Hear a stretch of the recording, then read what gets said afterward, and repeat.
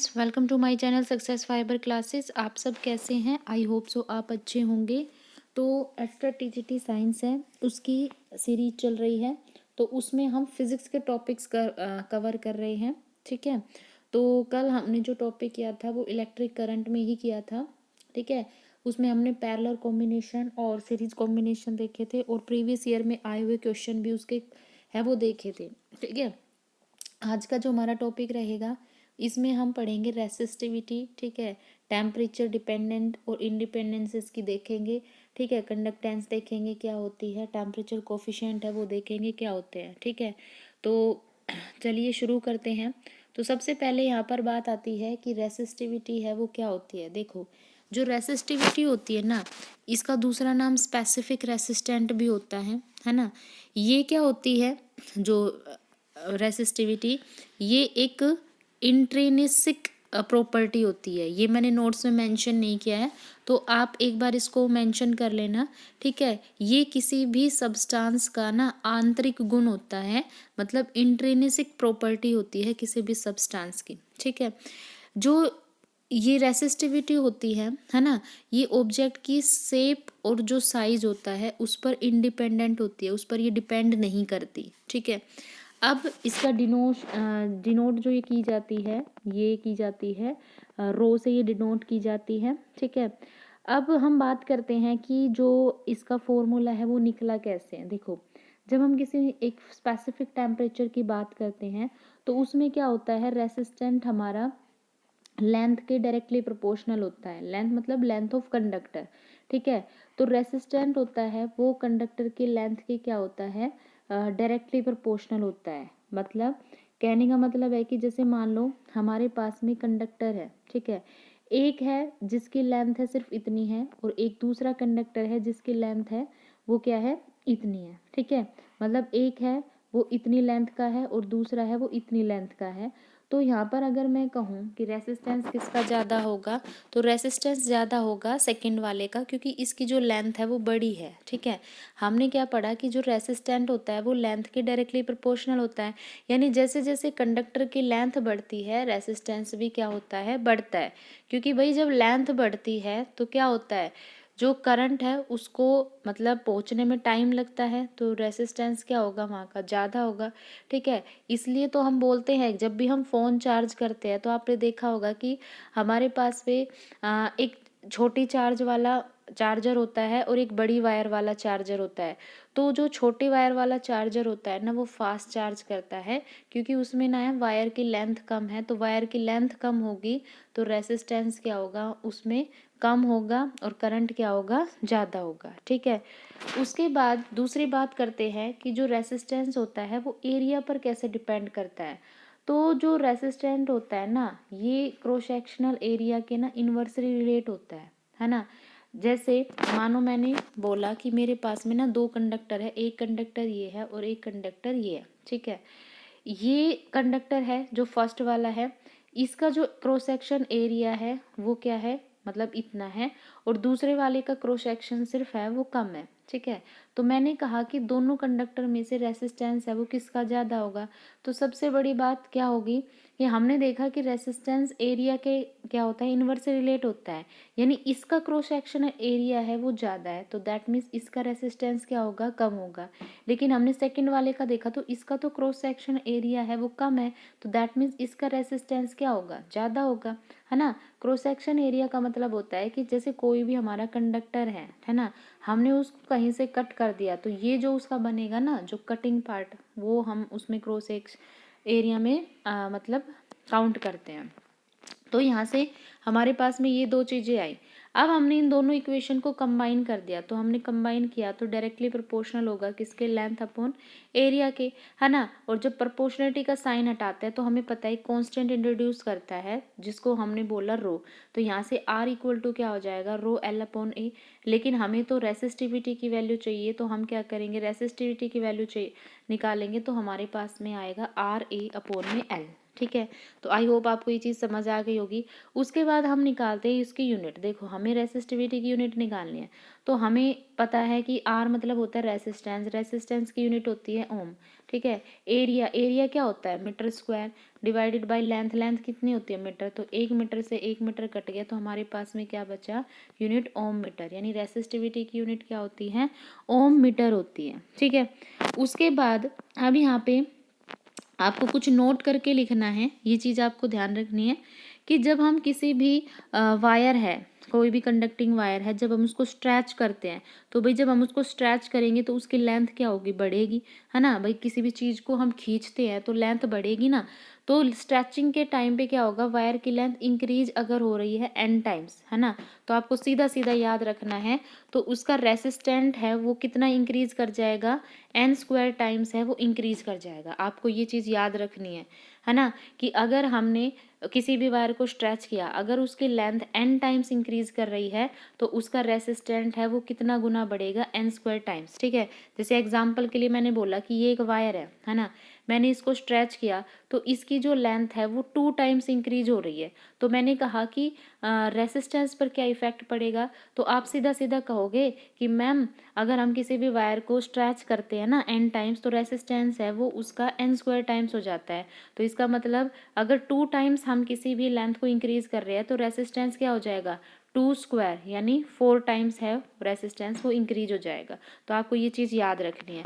उसके बाद नेक्स्ट है, अगर हम किसी भी कंडक्टर की लेंथ को x% इंक्रीज करते हैं स्ट्रेचिंग के बाद तो रेसिस्टेंट है वो कितना 2x% क्या होता है, इंक्रीज हो जाता है ना। और ये सिर्फ किसके केस तक वैलिड है, अगर x की वैल्यू, अगर परसेंट की वैल्यू है वो 10% से कम है। जैसे मैंने बोला कि कोई भी एक वायर है ना, उसके कोई भी एक कंडक्टिंग वायर है, मैंने उसकी लेंथ को ना 2% इंक्रीज कर दिया, तो मैंने बोला कि रेसिस्टेंस पर क्या इफेक्ट होगा, तो आप कहोगे कि मैम x% अगर हम किसी भी कंडक्टिंग वायर की लेंथ को इंक्रीज करते हैं ना तो उसका रेसिस्टेंट है वो कितना परसेंट हो जाता है, 2x%। तो हम यहाँ से सीधा कर देंगे, x% की वैल्यू हमारे पास में 2% है तो कितना हो गया, 4%। ठीक है। तो आई होप आपको ये चीज़ समझ आ गई होगी। उसके बाद नेक्स्ट है हमारा कंडक्टिविटी, की जो कंडक्टिविटी होती है वो क्या होती है, देखो कंडक्टिविटी क्या होती है, रेसिस्टिविटी के इन्वर्सली प्रोपोर्शनल होती है, यानी रेसिस्टिविटी जितनी ज़्यादा होगी कंडक्टिविटी उतनी ही कम होगी, है ना। अब हमने देखा रेसिस्टिविटी की यूनिट होती है ओम मीटर, है ना, तो यहाँ से हम ओम को ऊपर लेकर गए तो ओम क्या हो जाएगा, इन्वर्स, और नीचे क्या है हमारा मीटर। हमें पता है ओम इन्वर्स का मतलब होता है मो, तो इसकी यूनिट क्या होगी, मो पर मीटर। ठीक है। तो आपको ये चीज़ याद रखनी है। उसके बाद अगर हम रेसिस्टिविटी ऑर्डर देखें तो ये होता है रेसिस्टिविटी ऑर्डर, है ना। हमें पता है कि कोई भी मटेरियल होता है वो कितने टाइप का होता है, इंसुलेटर भी होता है, एलॉय भी होता है, सेमीकंडक्टर भी होता है, कंडक्टर भी होता है। तो अगर हम इन चारों के केस में रेसिस्टिविटी ऑर्डर में इसको अरेंज करें तो क्या होगा, देखो इंसुलेटर की जो रेसिस्टिविटी होती है वो सबसे ज़्यादा होगी। क्यों होगी, वो आपको पता है भाई, जो इंसुलेटर होता है उसके अंदर से करंट फ्लो नहीं होता। आपने देखा होगा आपके घरों में वायरिंग हो रखी है ना, या फिर आप देखते हो टीवी की जो तार होती है उसमें जब हम उस टीवी की तार को छीलते हैं तो अंदर कॉपर की वायर होती है और उसके ऊपर क्या होता है, मतलब ब्लैक कलर की होती है कोटिंग, पीवीसी की कोटिंग। तो वो पीवीसी क्या होता है, इंसुलेटर का काम करता है। लेकिन अगर यही वायर कहीं से कट कर जाए और हम उस वायर को पकड़ ले, यानी कटिंग पार्ट पर जब हमारा हाथ लगता है तो क्या होता है कि अंदर से अब कॉपर की वायर में तो करंट फ्लो हो रही है ना, तो दैट मीन्स हमारा उधर जो हमारी उंगली टच हो रही है वो उस कॉपर को टच हो रही है, इसलिए हमें करंट लगता है। लेकिन जैसे ही हम इस कटिंग पार्ट को किसी भी टेप वगैरह से रैप कर देते हैं, लपेट देते हैं, तो फिर हमें करंट नहीं लगता, क्योंकि भाई जो टेप होती है वो इंसुलेटर का काम करती है, वो करंट के फ्लो को रोक देती है ना। तो इसमें क्या होगा, इंसुलेटर की रेसिस्टिविटी क्या होगी, ज़्यादा होगी, क्योंकि इसमें करंट कम होगा तो कंडक्टिविटी कम होगी, कंडक्टिविटी कम होगी तो रेसिस्टिविटी ज़्यादा होगी। उसके बाद इससे कम किसकी होगी, एलॉय की, फिर इससे कम किसकी होगी, सेमीकंडक्टर की। और जो कंडक्टर होता है इसकी रेसिस्टिविटी सबसे कम होगी, क्योंकि कंडक्टर में करंट सबसे ज़्यादा फ्लो होती है ना। हम देखते हैं कि जो हमारे घरों में वायरिंग होती है तो अंदर जो कॉपर वायर होती है ना, क्योंकि कॉपर हमारा इलेक्ट्रिसिटी का गुड कंडक्टर होता है ना, तो कॉपर वायर जो होती है वो यूज होती है ना। उसके बाद फिर आता है यहाँ पर, आपको ये सीधी सीधी वैल्यू याद रखनी है। सिल्वर के लिए जो रेसिस्टिविटी होती है वो सबसे कम होती है, और वो कितनी होती है, 1.6 × 10⁻⁻8 ओम मीटर। क्योंकि जो सिल्वर होता है ना, ये हमारा इलेक्ट्रिसिटी का गुड कंडक्टर होता है। दूसरा, क्वार्ट्ज के लिए क्या होती है, रेसिस्टिविटी होती है, वो मैक्सिमम होती है, कितनी होती है, 10⁻16 ओम मीटर। तो ये कुछ फैक्ट्स थे जो आपको ना याद रखने हैं। तो आई होप आपको ये चीज़ अच्छे से समझ आ गई होगी। उसके बाद अब यहाँ पर आपको ये सीधा सीधा फॉर्मूला है वो याद रखना है। देखो, इसमें ना इससे क्वेश्चन है वो बना नहीं है, लेकिन मुझे ना ये इम्पोर्टेंट लगता है, तो क्या पता फर्दर अब की बार इसमें बन जाए। तो है ना, आप इसको नोट कर लीजिएगा। ये है variation of resistant with temperature, कि टेम्परेचर के साथ रेसिस्टेंस पर क्या वेरिएशन होगा। तो इसका सीधा सीधा आपको एक फॉर्मूला याद रखना है ना। हमने बोला कि टी नोट टेम्परेचर पर किसी भी वायर, कंडक्टिंग वायर का रेसिस्टेंट आर नोट है। हमने टेम्परेचर को इंक्रीज कर दिया और टी कर दिया तो उसका रेसिस्टेंस आर हो गया। तो यहाँ पर आपको एक रिलेशन यूज करना है, क्या, कि आर इक्वल टू हमारा होता है आर नोट 1 प्लस में alpha T minus T note, यानी जहाँ पे टी होता है फाइनल टेम्परेचर, टी नोट होता है इनिशियल टेम्परेचर, आर नोट होता है इनिशियल रेसिस्टेंस और आर होता है फाइनल रेसिस्टेंस, और अल्फा होता है टेम्परेचर कोफिशिएंट। तो इसके ऊपर है ना न्यूमेरिकल बनता है। देखो कैसे बनता है। एक सिल्वर वायर आपको दे दी गई जिसका रेसिस्टेंस है वो 4.2 ओम है 27 डिग्री सेल्सियस पर। अब क्या हो जाता है, उसका टेम्परेचर बढ़ा दिया जाता है और बढ़ा के 100 डिग्री सेल्सियस कर दिया जाता है, तब उसका रेसिस्टेंस 5.4 हो जाता है। तो ये कह रहा है कि रेसिस्टेंस का आपको टेम्परेचर कोफिशिएंट बताना है। तो भाई सीधा सीधा हम क्या करेंगे, यहाँ से पहले डेटा लिख लेंगे। जब हमारा टेम्परेचर 27 डिग्री सेल्सियस था इनिशियल टेम्परेचर, तो रेसिस्टेंस कितना हो गया 4.2। तो इनिशियल है तो ये आर नोट की वैल्यू हो गई।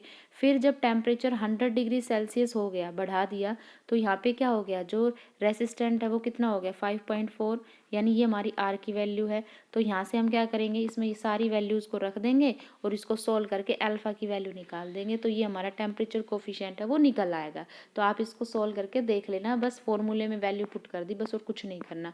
उसके बाद फिर यहाँ पे कुछ और फैक्ट्स है ना, क्या है, dependence of resistant on temperature, temperature पर रेसिस्टेंस का डिपेंडेंस, यानी रेसिस्टेंस है वो टेम्परेचर पर कैसे डिपेंड करता है। देखो, आपको एक चीज़ याद रखनी है, अगर हम सेमीकंडक्टर और इलेक्ट्रोलाइट की बात करते हैं, है ना, आपको पता है जो इलेक्ट्रोलाइट होते हैं ये कम्प्लीटली डिसोशिएट होते हैं अपने आयंस में, है ना। सेमीकंडक्टर की बात करें जैसे जर्मेनियम, है ना, सिलिकॉन, ये हमारे सेमीकंडक्टर होते हैं, और इनकी जो प्रॉपर्टी होती है वो कंडक्टर और इंसुलेटर के बीच में आती है। और इलेक्ट्रोलाइट, है ना, इनके लिए जो रेसिस्टेंट होता है ना वो टेम्परेचर के इन्वर्सली रिलेट होता है, मतलब टेम्परेचर जितना ज़्यादा बढ़ाएंगे इनका रेसिस्टेंस उतना ही कम होगा। लेकिन मेटेलिक कंडक्टर के केस में क्या होता है, रेसिस्टेंट है वो टेम्परेचर के डायरेक्टली प्रोपोर्शनल होता है। क्यों भाई, क्यों होता है, क्योंकि हमने बोला स्टार्टिंग में, मैंने आपको बताया था कि कोई भी एक मेटल का कंडक्टर होता है उसमें बहुत सारे इलेक्ट्रॉन्स होते हैं जो इधर उधर मूव करते हैं।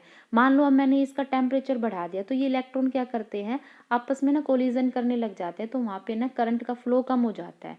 तो उस वजह से क्या होता है, करंट फ्लो कम होगा तो हमें पता है जो रेसिस्टेंट होता है वो तो क्या होता है, करंट के इन्वर्सली रिलेट होता है। तो अगर करंट है वो कम होगा तो रेसिस्टेंस क्या हो जाएगा, ज़्यादा हो जाएगा, क्योंकि टेम्परेचर बढ़ने से इलेक्ट्रॉन है वो कोलाइड करने लग जाएंगे। तो इसका मतलब मेटेलिक कंडक्टर के लिए जो आर होता है, रेसिस्टेंट होता है, वो टेम्परेचर के डायरेक्टली प्रोपोर्शनल होता है। अब यहाँ पे रेसिस्टेंस का मिनिमम ऑर्डर, मतलब मिनिमम ऑर्डर ऑफ रेसिस्टेंस, मतलब किसका रेसिस्टेंस है वो सबसे मिनिमम होगा। देखो, सिल्वर इलेक्ट्रिसिटी का गुड कंडक्टर है तो इसका मतलब इसमें करंट ज़्यादा आएगी तो इसका रेसिस्टेंस तो सबसे क्या होगा, कम होगा। तो सबसे कम मतलब यहाँ पे सिल्वर है, सिल्वर का रेसिस्टेंस है वो क्या होगा, सबसे ज़्यादा होगा, क्योंकि इसने मिनिमम पूछ रखा है ना। तो सिल्वर का रेसिस्टेंस सबसे ज़्यादा होगा, है ना। फिर कॉपर है उसका सबसे कम होगा, फिर एल्यूमिनियम का उससे भी कम होगा, और आयरन का रेसिस्टेंस है वो सबसे कम होगा, क्योंकि सिल्वर इलेक्ट्रिसिटी का बेस्ट कंडक्टर होता है। ठीक है, तो ये आपको समझ आ गया होगा। ठीक है, क्योंकि जितना ज़्यादा कोई भी नेचर में कंडक्टिंग होगा ना वो उतना ही ज़्यादा करंट फ्लो कराएगा, और जितना ज़्यादा करंट होगा रेसिस्टेंस उतना ही कम होगा। तो सिल्वर का रेसिस्टेंस सबसे ज़्यादा और आयरन का रेसिस्टेंस सबसे कम। उसके बाद फिर आता है variation of resistance of some electric material with temperature, मतलब कुछ ऐसे मटेरियल है जिनके रेसिस्टेंस का टेम्परेचर के साथ में क्या वेरिएशन आता है। देखो, मैंने आपको अभी बताया मेटल के केस में तो क्या होता है, मेटल मतलब इलेक्ट्रिसिटी के कंडक्टर होते हैं, तो ये नेचर में कंडक्टिंग हो गए, तो इसमें तो आर क्या होगा, टेम्परेचर के डायरेक्टली प्रोपोर्शनल होगा, और इनका टेम्परेचर कोफिशिएंट 0 से बड़ा होगा। दूसरा आता है हमारा नॉन मेटल, नॉन मेटल के केस में होता है आर जो रेसिस्टेंट है वो तो टेम्परेचर पर डिपेंड ही नहीं करेगा, है ना, इंडिपेंडेंट रहेगा, और इसमें टेम्परेचर कोफिशिएंट 0 रहेगा। तीसरा होता है सेमीकंडक्टर और इलेक्ट्रोलाइट, है ना। सेमीकंडक्टर और इलेक्ट्रोलाइट के में लिए मैंने क्या बोला था कि जो आर होता है ये टेम्परेचर के इन्वर्स रिलेट होता है, यानी टेम्परेचर जितना ज़्यादा कम होगा, है ना, तो रेसिस्टेंस क्या होगा, उतना कम होगा।